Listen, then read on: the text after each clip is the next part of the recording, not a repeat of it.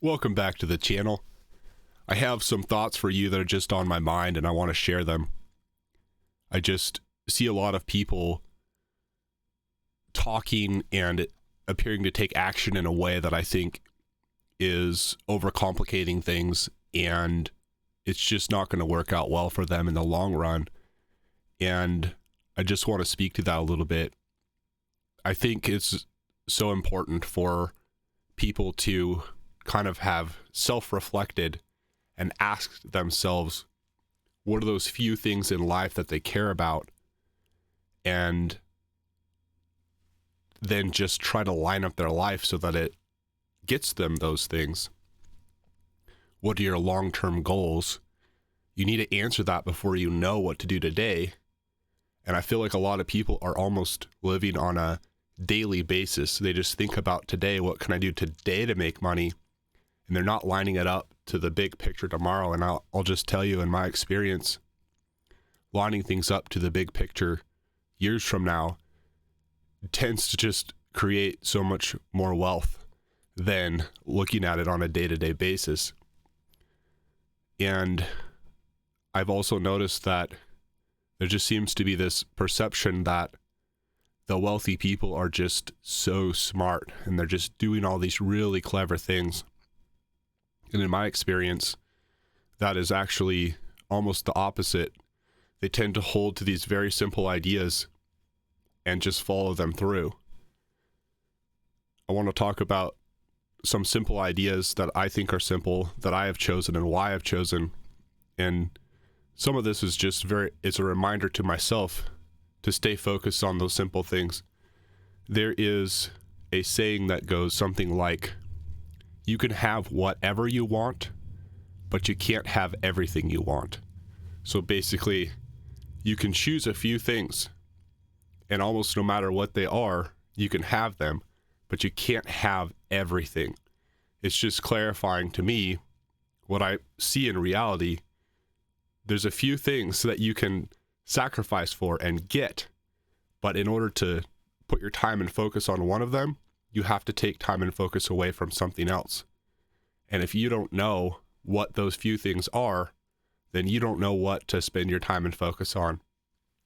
And just realize, there's another saying, I guess, that's on my mind too, and it has to do, it's usually applied to companies, but it goes something like, companies that grow too fast fail because they forget the simple things. The customer is not taken care of. The customer doesn't feel valued. As they grow so fast, they just start pumping things out. Things get overlooked. And the core basics of what to make a company successful, they no longer have, and they end up failing. And I think that principle of just remembering what those few basic simple things are and never sacrificing them is true. And it applies to my life, and I think your life too, as we're looking at crypto, for example. And I want to say, for me, one of those simple decisions that I've made is to focus time and effort on crypto. And I feel that I have the choice to choose, if I want to be wealthy, what are those of the options out there? What are those few options that appear to disproportionately give wealth? Historically, crypto has been a great thing to be a part of. The input to output of crypto over time has done very well for people. And so I've chosen, lining things up to that end goal of wealth, to focus a lot of my time and effort on crypto, on blockchain. And similarly, I think a really simple way to help you make better choices is to pay attention to people that have the things that you want. Try to learn from their mistakes and success. One of the things that I see when I look at people within crypto, that's where I've decided to put focus on, one of the main areas. What are those experts in the space? What are those people that have a lot of wealth in the space? What have they done? Is it this incredibly complex game that they've played? For the most part, the billionaires in the space are people that got in on good projects and held for relatively long periods of time. You look at some of these shark and whale accounts within Bitcoin and Ethereum, and a lot of times they're very boring accounts. They just sit there and they take maybe little bits of their account and play around with it or sell it or whatever, but they just basically hold. And really, it's like, for me, it's just interesting to see, like, all these people had to do was buy in on a good project and hold and just twiddle their thumbs for a couple years, and then the next thing you know, they're multi-millionaires. And I think it's just a good reminder, I hope, for you, and it is for me, to keep things really simple. I think another thing, Richard Hart has talked about this, that people do in crypto that seems to result in a lot of wealth is create a good project. And sometimes you get wealthy in crypto creating bad projects too. But if you're not a programmer, you're not a developer or something, then you're probably like me. And I think for people like us, focus on your income, focus on your savings, focus your time on finding those few good projects and investing in them, and then just holding over time. If you do that, you can stake and you can take advantage of all this little bit of leverage in the system, and you can just end up in a very good position in a couple of years. And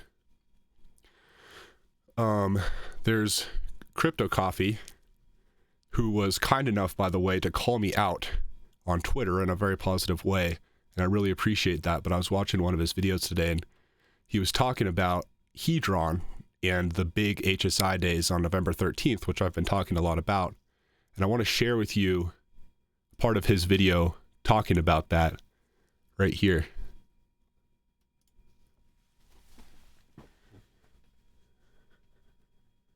Me personally, what am I doing? Guys, I'm staking like 90% of my Hedron. I'm staking 100% of my Icosa. I have diamond hands. I'm not touching that stuff for at least, the next bull market, right? Maybe 2 years, 2.5, 3 years at least. Okay, whenever the gains come in, but I can wait, right? So I'm not a trader. I don't recommend trading ever, but that's what's going to be happening with this Hedron play. You guys got to realize there's going to be people, again, buy the rumor, sell the news. They're treating it as a temporary event, or they actually want to buy these HSI stakes back.